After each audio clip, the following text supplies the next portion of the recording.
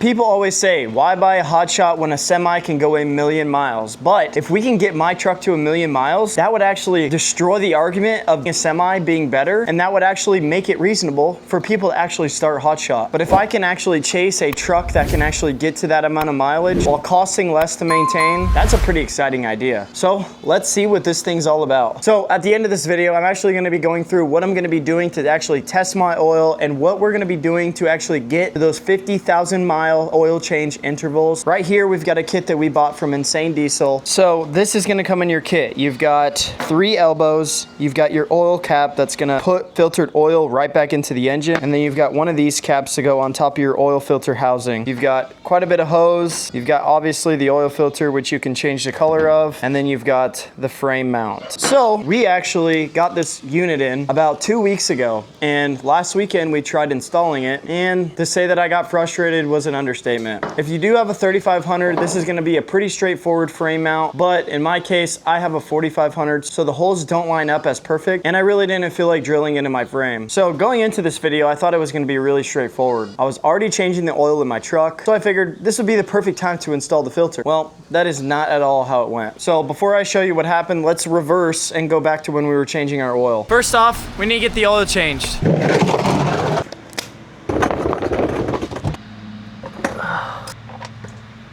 Boom.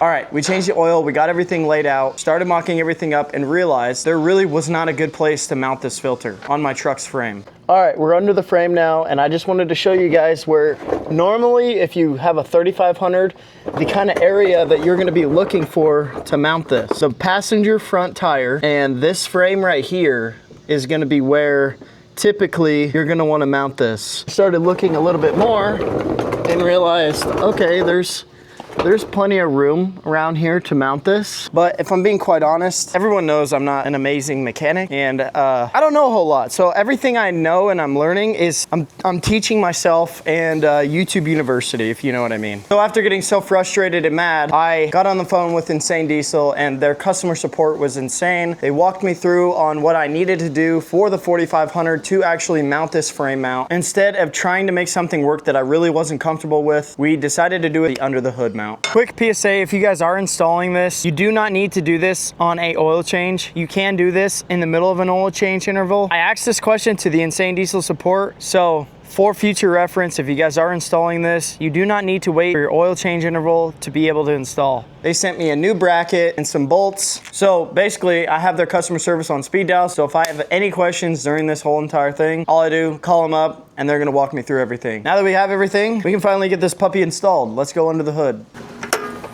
So on the under the hood mount, you have this radiator hose clamp. So what we're gonna do is we're gonna undo that, pull that out, and then we're gonna put a bolt here and a bolt here. And then the frame mount is gonna come out. For the oil inlet, there is a little pressure.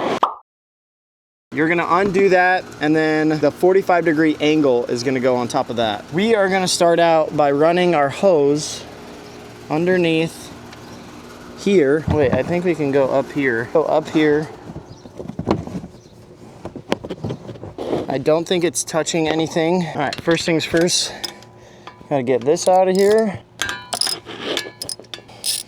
All right, don't need this bolt anymore. We got the bolt out. We've got our new bolts. We've got thread locker. All right, so we're gonna grab our bracket, pick this up, slide it in, and then we can go ahead and thread our bolt.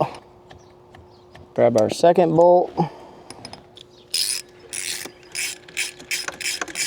I'm only gonna get these snug for now because I don't wanna have to loosen it up a crazy ton if I have to move it to make it fit a little better. Now we can go put the little inserts on the hose. So the first hose we're gonna be doing is that one on top of the oil filter housing. So we're gonna take off this part. We're gonna grab this, put this, and this. It's supposed to be a vise, but I don't own a vise. We're gonna make do with what we got. Push her in there. All right, we've got it clamped down. Let's go ahead and push it all the way in until it rests up that edge. Let's see, it's in there. You probably can't see that, but we're gonna go ahead and clamp it again. It actually wasn't as hard as I thought it was gonna be. I was expecting it to be harder, so that's, I think, why I was having such a difficult time. Now, let's grab this, and then it recommends putting some clean oil on the threads, and then twisting it in there. All right. Seems good to me. You can run this in the inside of the truck and then cut off this other end and measure it up. Before we do that, while we're here, we might as well put this fitting on. All right, since this one's already in a vise, we kind of messed up. I recommend doing it before you put it on this, but grab a little bit of clean oil and just go right up in there. If I had a vise, I'd probably be able to do this elbow, but we're working with what we got, and honestly, it's really not that bad. That's what this whole channel's about, I feel like. Doing stuff right, but also figuring it out as you go.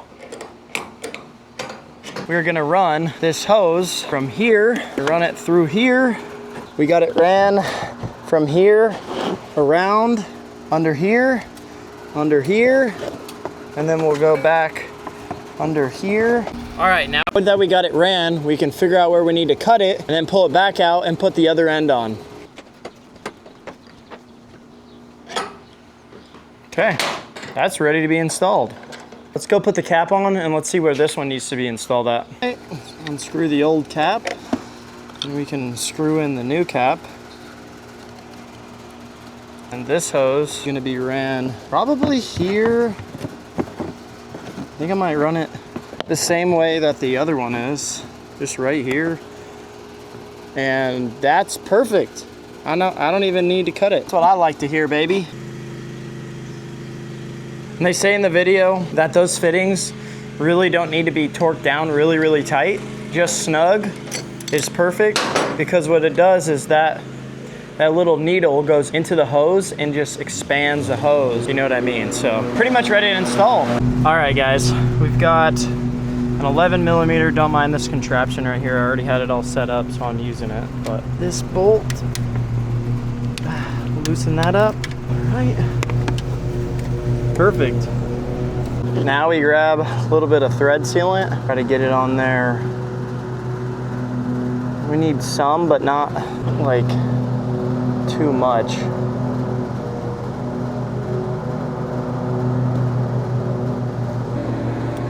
All right, now we got our torque wrench set to 111 foot-pounds. Got a 17mm crow's foot because unfortunately they skipped one in my set, which doesn't make much sense, but we're going to work with what we got. All right, so now moving over to our filter. So we're gonna take this top off. All right, got the bolt out, the lid, and our filter. This is super weird. Holy cow, that's so cool. There's the inside of it. Get this puppy installed. So first off, it would be a good idea to make sure it fits, which it does, and then we can install our hoses. The hose that's coming from the oil filter is the inlet. Put it on the inlet. And then the hose that goes out is gonna be dropping down into our oil filler. Grab our thread sealant installed, screw it on by hand. What I do like about Insane Diesel's filters, or their whole system, is everything swivels. So you don't have to worry about getting it in there and it not being at the right angle. Super, super convenient. All right, we're gonna set our torque wrench to 122 foot-pounds. Oh, there we go, I heard it. Next, we need this bad boy. We'll go ahead, install this real quick. Right underneath. And do the exact same thing. I also saw him on the video put the bolt in the side right here as a handle. Oh wow, it does work. Nice. I'm gonna be doing the same thing. Would have been nice for the other one. Yep, she's good.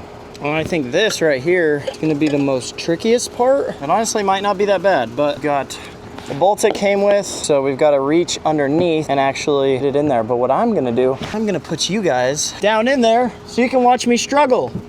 What? I got it. That was easy. I think I need thread sealant first. Be right back. All right, we got it all in there. which, not gonna lie, super easy. All right, we got it all put together. Got our filter. All right, put our cap on.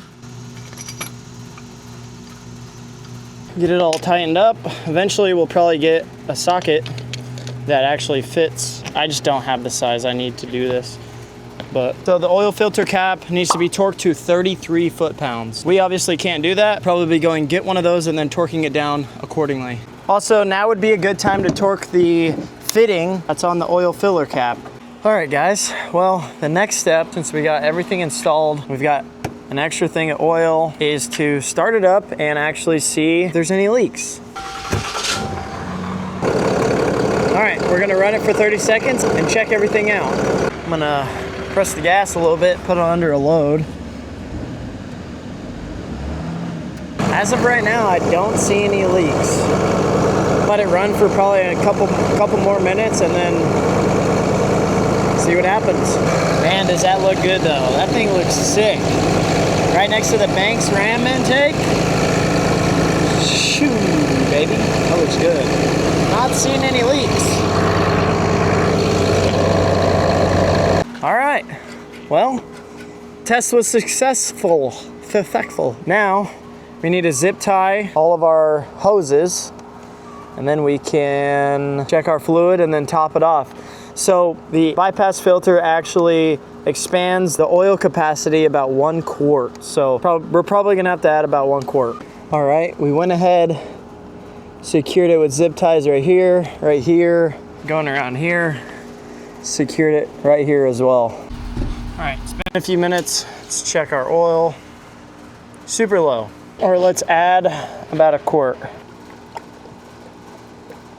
Okay, it's about 1 quart. We'll check it again. All right, I added 1 quart. It's right there, so I'm probably gonna add like half a quart. I'm not really sure how accurate little thing is, but about that much, and then we should be good. All right, guys, well, now that we got the filter installed, it's been about a couple weeks. Man, I wanted to dive deep into the actual goal. So pretty much everything that we installed, nothing is leaking. I actually really like everywhere that we put, like the hoses and things like that. I wouldn't really change a thing. I did see that the guy installing it, he had a hose that went from here to here.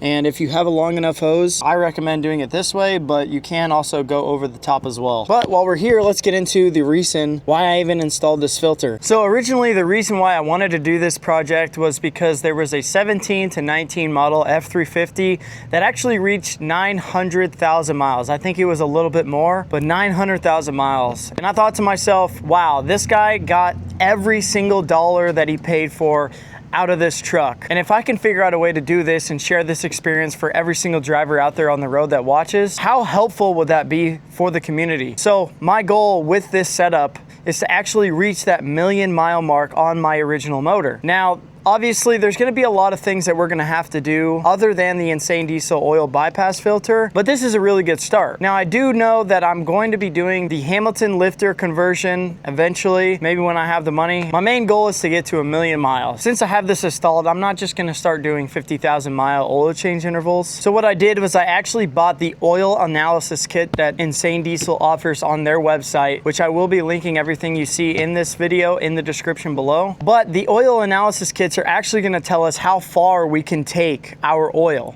Now, I'm probably not gonna be doing extended oil change intervals until we run the oil bypass filter for about 3 oil changes, which is about 30,000 miles, give or take. But what that oil analysis is gonna do, it's gonna tell us everything we need to know about our oil and how much longer it's gonna last. So if the lab says the oil is still good, we're gonna keep going. We might be changing the filters every single time, no matter what, but we're still gonna be pushing our oil change intervals as time goes on. But what we're gonna do is we're slowly gonna start extending these oil change intervals as we get better lab results, etc. So my question is, can we eventually go 20,000 miles with an oil change? I think that's really the most that I'm willing to push. I mean, maybe more. I'm not really sure, but I feel like a comfortable range with this oil bypass filter, in my opinion, would be 15 to 20,000 miles, which is essentially going to save us a lot of money in the long run. To figure that out, that's kind of the whole point of this experiment. I'm experimenting it for you guys so you guys can see if this actually works. But right now we're currently running Shell Rotella T6,